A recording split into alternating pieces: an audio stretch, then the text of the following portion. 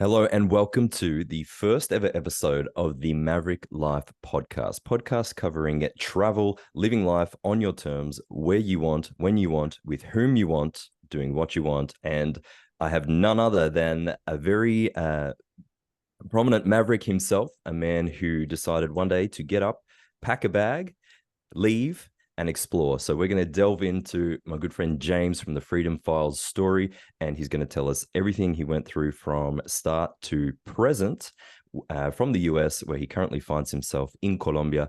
Guys, nothing we say here is advice. It's just two guys having a chat, two Mavericks talking about the Maverick lifestyle. James, how are you doing, sir? Where are you coming? Where are you joining us from today? What's up, Ben? I'm doing very well, and I'm joining from Medellín, Colombia. Medallo Barce. All right, bro. So, where did you grow up? Talk me through a little bit about your background, your history, and how you ended up finding yourself in the wonderful city of Medellin. Well, I grew up in the US. Short story. A little bit longer story. I bounced around all over the Midwest. If you're familiar, I know you might not be as familiar as your American audience, Ben, but I'm from all over the Midwest. Grew up in Wisconsin and North Dakota. Studied in Ohio and worked in Indiana. So pretty much the Wow. Okay. definition of the Midwest of the country of the United States before coming down here to Medellin. But the reason that even happened in my life is because I started my own business, I quit my own job, quit my 9 to 5 job, and a couple days later started my own business and realized I didn't really need to be in the United States anymore. And like you said, packed a bag and headed south to Latin America for what I thought would be a 3-month trip. And 2 years later, I'm still here. Yeah, that's what we all think. 3 months. So, bro, what did you study at college, university, and what were you doing work wise before you came to the realization that you wanted to be doing something more entrepreneurial? I studied marketing and entrepreneurship. In college, I changed my major 6 times, bounced around a lot in 3.5 years, which actually was a really good thing in hindsight. But if you're worried about tuition and debt, I wouldn't recommend changing your major too many times. Luckily, I was able to graduate early and um, focus on those last two majors of marketing entrepreneurship. Got a job inside of like an entrepreneurial development fellowship program in Indiana, which is a state in the Midwest. And apart from like the fellowship program, which is a bunch of events and networking, and you're surrounded by 200 peers who are just as interested in entrepreneurship as you are, which is dope, really cool.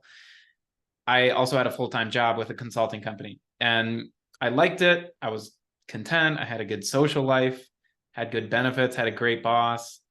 Uh, but I was satisfied. I was content. And I think there was a big difference between being content and being happy and being like truly fulfilled by my job, by my adventure, by the impact that I was having on the world. So I knew that there was more out there. And luckily with that program, it ended in 2 years. And what that gave me the ability to do is to say, okay, reset. Do I really want to be doing this? Do I really want to find myself in 5 years in the same spot, maybe working a position higher in that company, or maybe $100,000 more in that company a year? And that just didn't really jive with me. It didn't. That's not where I wanted my life to go. And although they gave me a promotion and they gave me a 40% raise, I turned them down. And like I said, I quit my job, just kind of on a whim. And How old were you when I you quit your there job? that was 24. I was 24 when I quit that job. So I'm extremely lucky to have found out that that was not my mojo Mhm. so early in my life. I'm very lucky. And I recognize that. But there was one thing, and I want to say this before we move on. One catalyst that really impacted me before I made that decision to quit my job, and that was writing my own obituary, where I really realized, man, and it was kind of like an aspirational obituary. Like in 70 years, this is you're on your deathbed. What are you going to write about yourself? And I didn't want to write that I was working in a consulting company for 10 years, 20 years. That's not the impact that I wanted to have. So I realized everything that I was doing in that moment wasn't going to add up to the life I wanted to live. And that's really the reason I quit my job and started my own business. Fantastic. So what made you write your own obituary? Where did that idea come from? There's a famous author named Donald Miller, and he's a very, very interesting guy. He's an author, he's a marketing strategist. He owns a bunch of businesses as well, kind of an online marketing guru, if you want to call him that. And he has this course and a book called Hero on a Mission. And I went through that course, and that course changed my life. That's where I learned how to write my own obituary and what writing your own obituary means, and how to live life on your own terms. And yeah, that's where I learned how to write my own obituary. Excellent. Okay. And so that led you to the understanding that you wanted a different path. The call to adventure is something common across all Mavericks. You quit your job, and then what happened from there? Talk me through the next moment in the life of James. 3 days later, I started my own business. And obviously that can be kind of a nebulous time. You don't what really constitutes starting your own business? Is it opening an LLC? Is it buying your first domain? Is it reaching out to your first client, getting your first check in the mail, literally like physical check?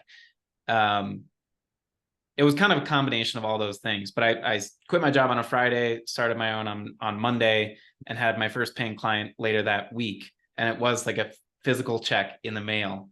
And that You was my first Americans are still 999. What's that, Ben? Americans are still behind with the checks. Very much so. It was from a business leader in the community. And yeah, just a little bit more old fashioned.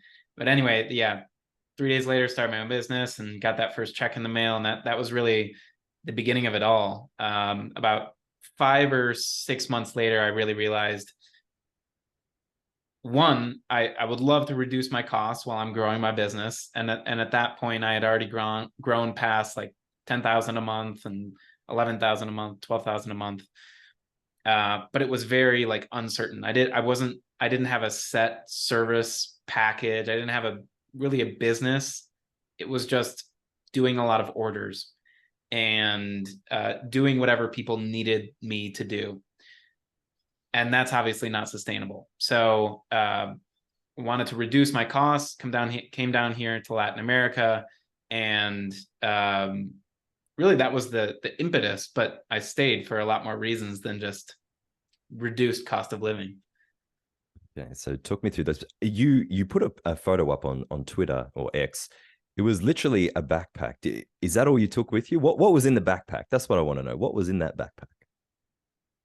I can't remember how big that backpack is. I guess I could pull it out of the closet right now, but I'm not going to do that. I think it's like a 60-liter backpack. So it's got like a little attachable. It's like a duffel bag, and then like a little tiny backpack that attaches onto that duffel bag. And man, it's about 10 pairs of pants, 3 pairs of shorts, some underwear, some socks, a jacket or two, 10 shirts, and a computer.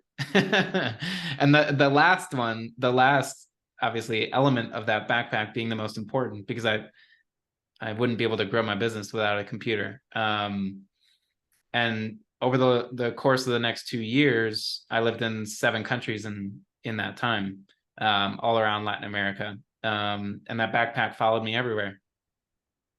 That's it's certainly an amazing adventure. I want to touch on that point because we start and we get the adventure, and we have the adrenaline and the energy. And then after a while, certainly I found on my recent trip that you get tired if you're moving too quickly and you're moving in a different city every 2 weeks or month, whatever the case may be. I found that I started to want a base. Talk me through, did you feel the same way, or you felt you could go on indefinitely? And what made you choose Medellín, Colombia as your base of choice? the lifestyles between being a nomad and being like a more concrete, settled expat are completely different. Mm.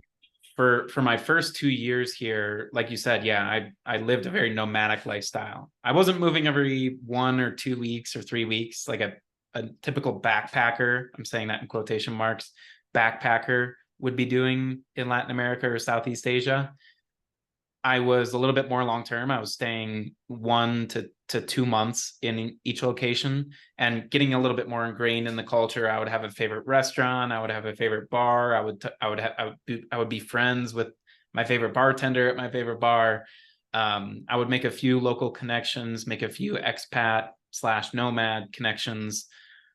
But after 2 years, I really realized, and this is like 2022, where I realized I was lonely. I was pretty lonely.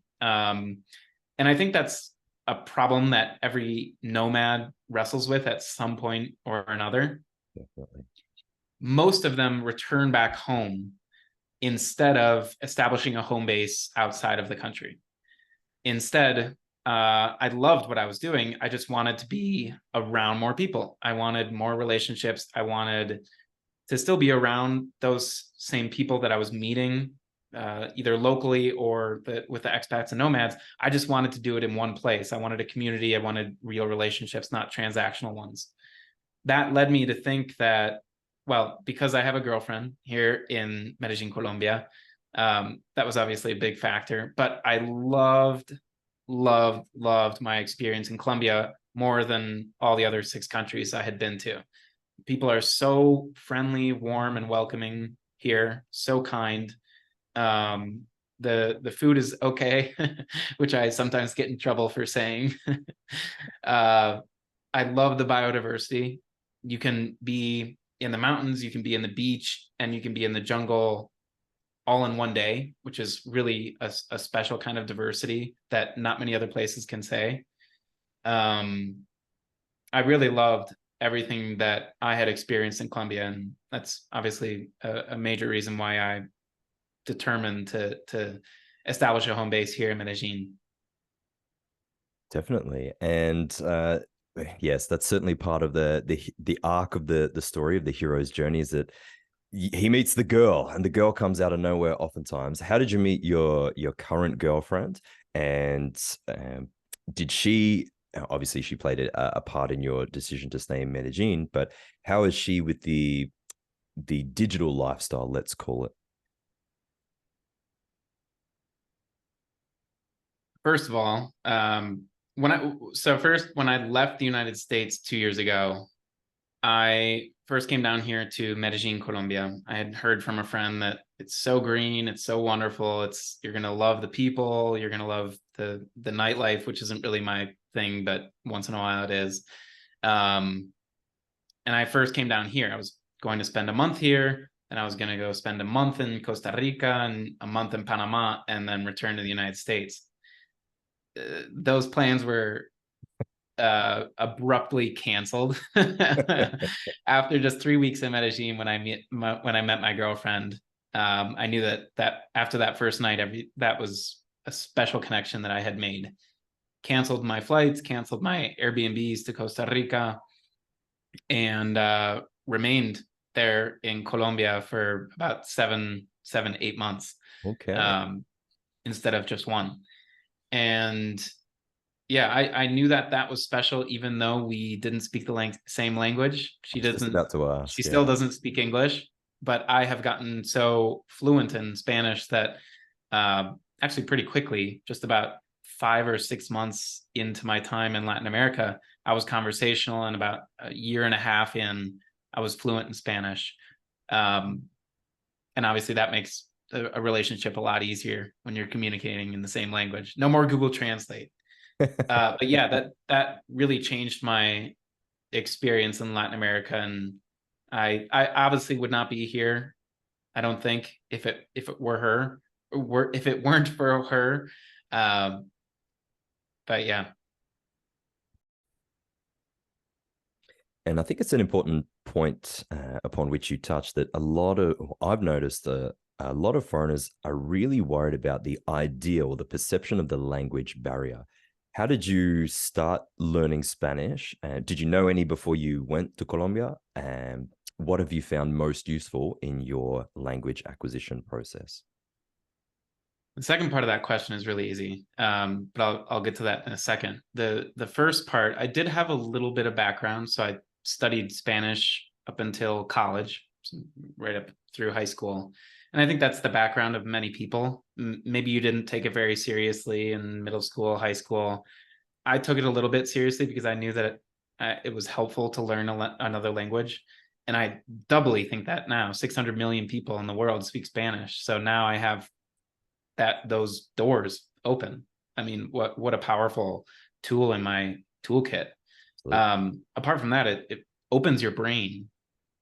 And I would suggest that if you're going to travel, if you know you're going to spend significant time in Latin America or wherever you're going to go, to learn the local language, because it makes your experience so much better to be able to connect with the local people, not only just at the bar or at your favorite restaurant or at the train station, but actually meeting locals, because those people are pretty inspirational, especially if you're meeting people who have come from nothing and done really amazing things.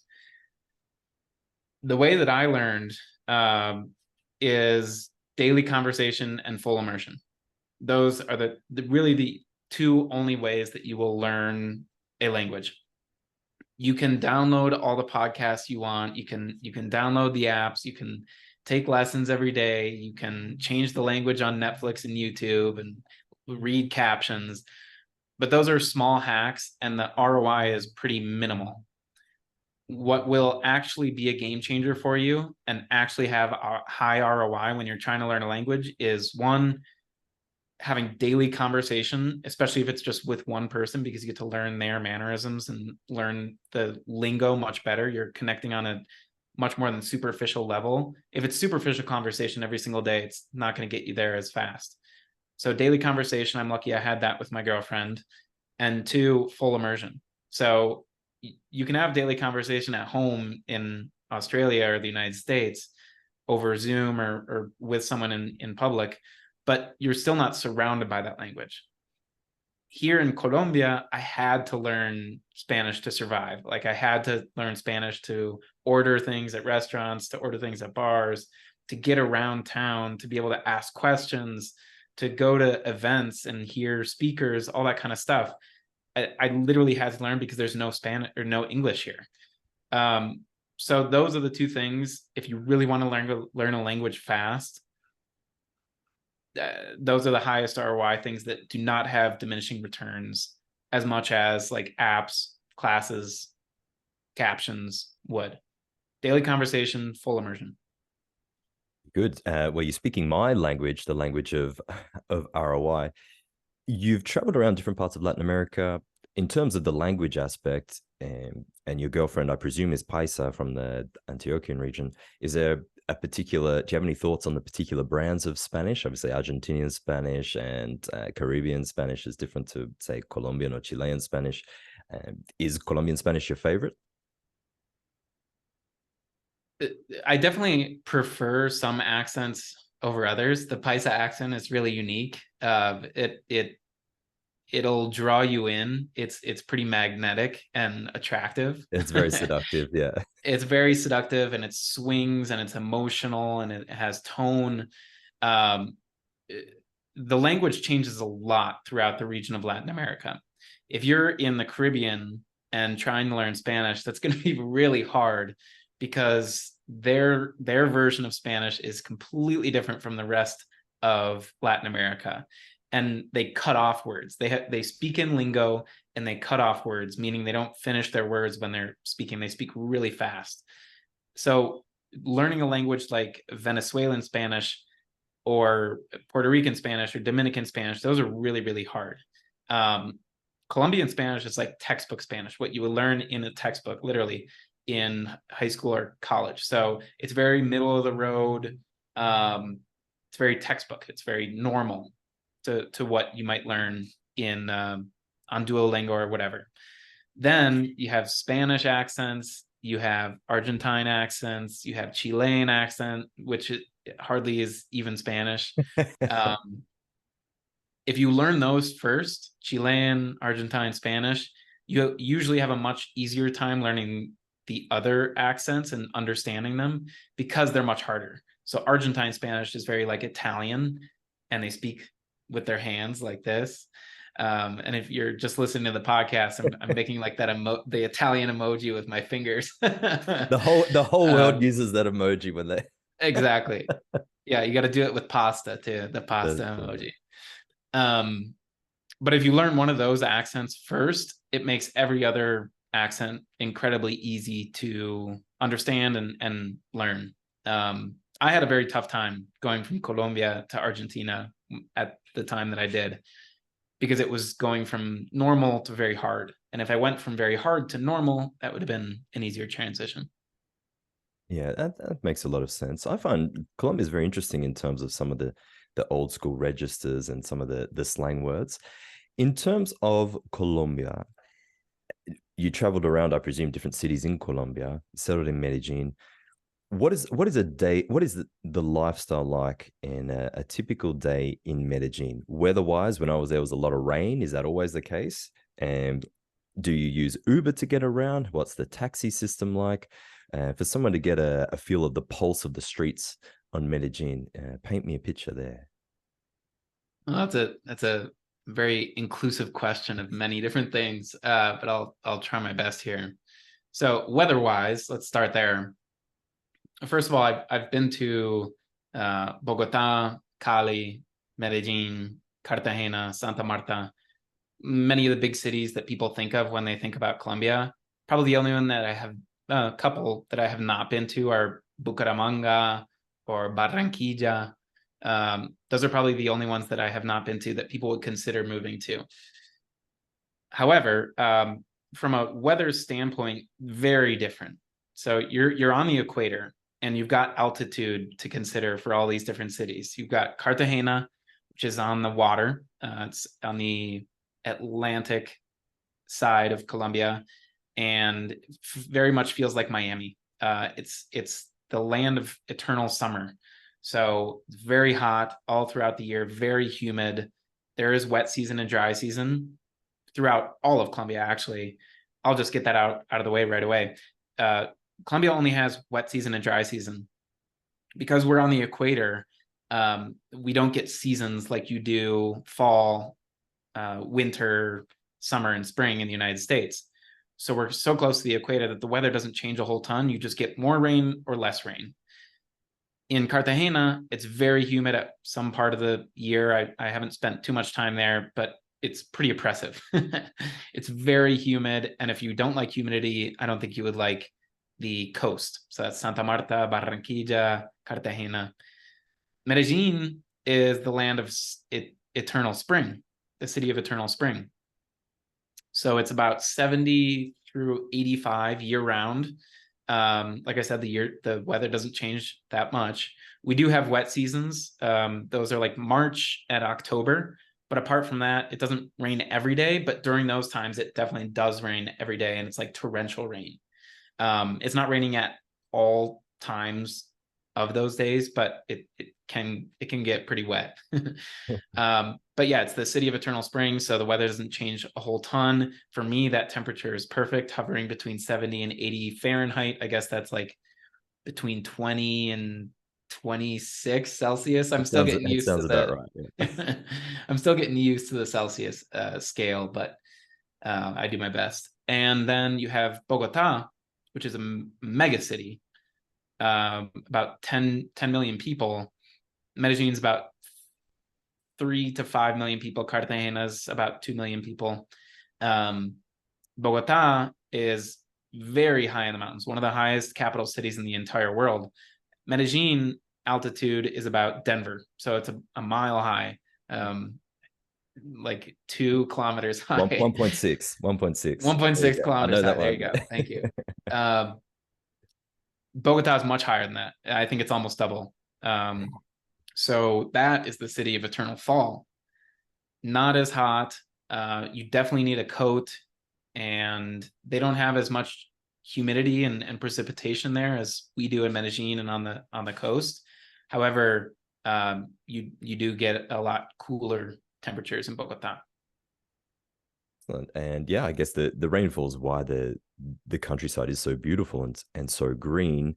In terms of Medellin, people have been talking about real estate in Medellin. I know you bought a property in Medellin. Are you able to talk me through just the basic nuts and bolts of that situation? How did it come about? Was it easy to facilitate the purchase as a foreigner? And if you know off the top of your head, roughly what kind of prices are normal there, and we'll go from there. Or which barrio are you in, by the way? I'm here in Medellin. I won't release exactly where I am Fair in enough. Medellin, but just know that I'm not in Poblado, which is like the big tourist area. So I have a very different perspective on prices and local kind of feel, residential feel. Yeah. Great. Okay. So how did you go about the first purchase? Because that's a big step for a lot of people. Like, you're making a big investment. What was going through your mind? And talk me through the process of buying your property in Colombia. There are several reasons I bought this property. First and most predominant reason is that 2020 scared me a heck of a lot. I realized that during that time, one, I had a job, and in that job, I was forced to do things that maybe I wasn't wanting to do with my body, with my medical, all that kind of stuff. Migration routes were shut down during that time, and bank accounts were being frozen and closed in Canada, the US, the West in general. And I really realized during that time that I needed more options in my life. I need more options. And to be able to live the free life that I really want to live, I want more optionality. I want more diversity in my nationality stack. And what I mean by that is like options to go from country to country, live in country to country, bank in country to country, start a business in country to country. I want options to be able to do those kinds of things. And during 2020, I realized that I didn't have that.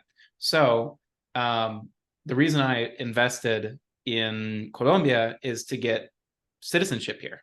Granted, I'm on the track to get citizenship. You don't get citizenship by investment here in Colombia. You don't even get residency by investment here in Colombia. That was a rule that they had just dropped about a year ago. So we're filming this in like November 23. They dropped residency by investment about a year ago. So if you still see that online, it's not an option anymore. What you can do is invest at the current exchange rate about 80,000 US dollars to start your path toward permanent residency in 5 years. So I have temporary residency here in Colombia. I'm on my path to permanent residency. And if I hold that for 5 more years, I will get citizenship. And all of this is to say, if I get married before then I can, I still have this home, but I can get permanent residency and citizenship that way and not through my investment. So that was the predominant reason that I invested. We also talked about earlier in this chat, Ben, that I wanted a home. I wanted a established home base, and I didn't want to do that in the United States. And obviously, I have my girlfriend here. I have like a second family here. I'm close with her family as well.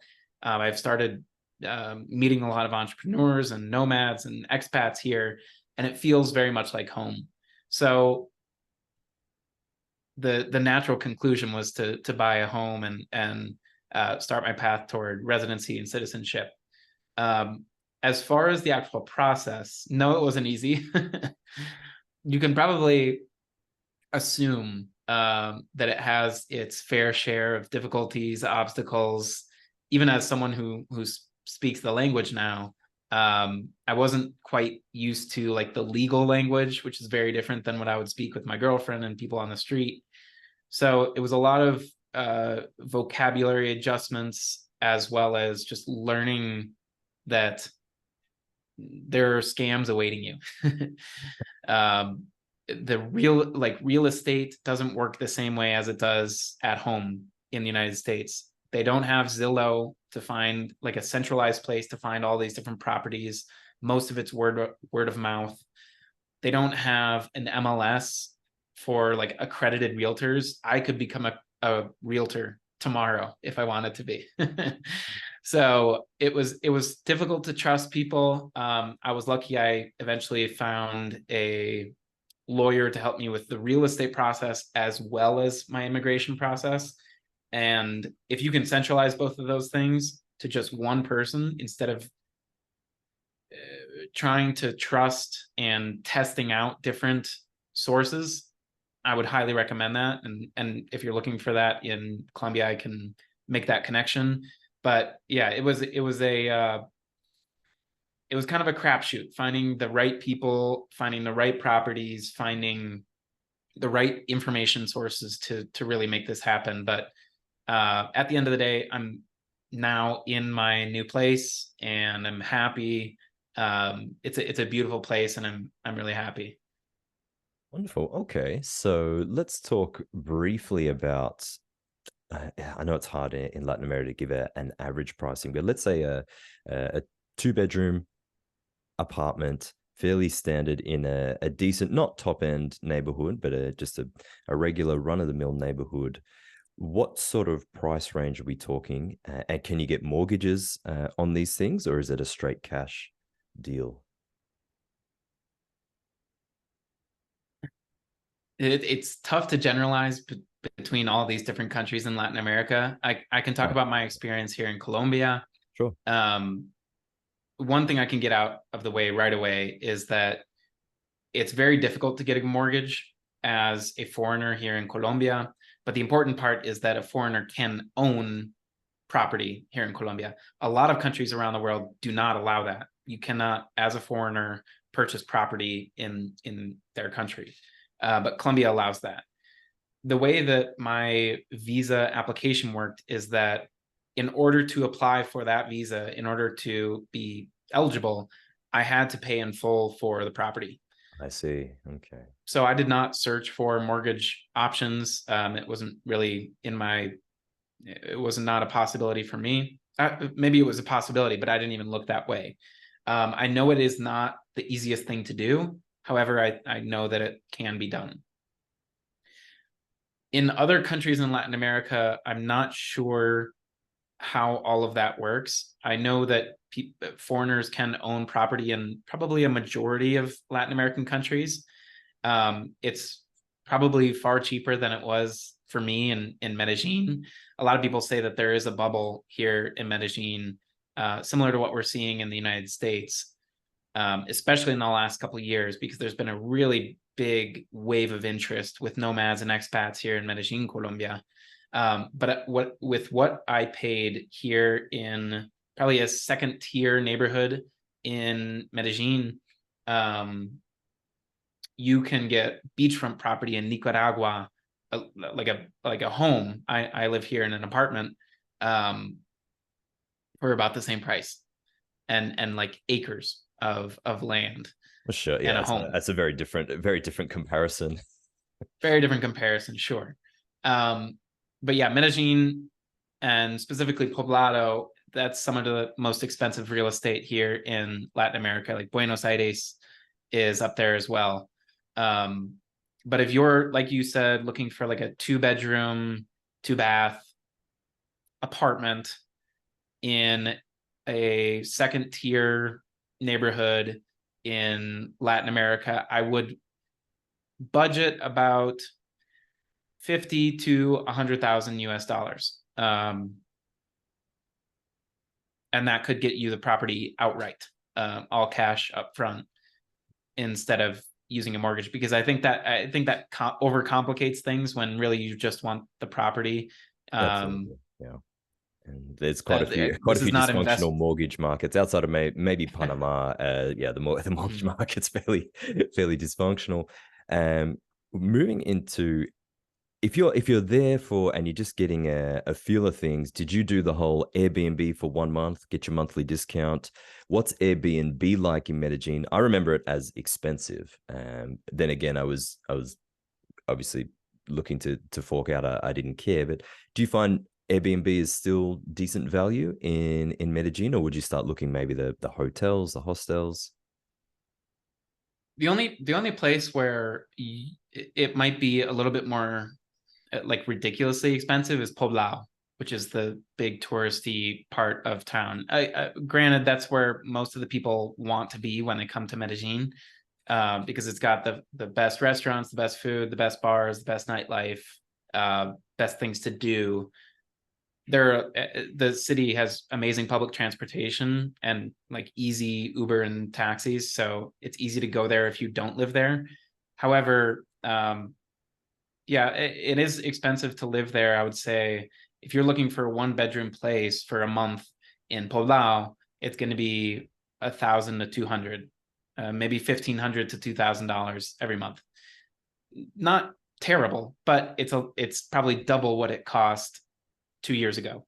When I came here, I was living in a 1 bedroom place, and it was $500 for my first like 6 months that I was here in Medellin, and that was a little bit outside of Poblado.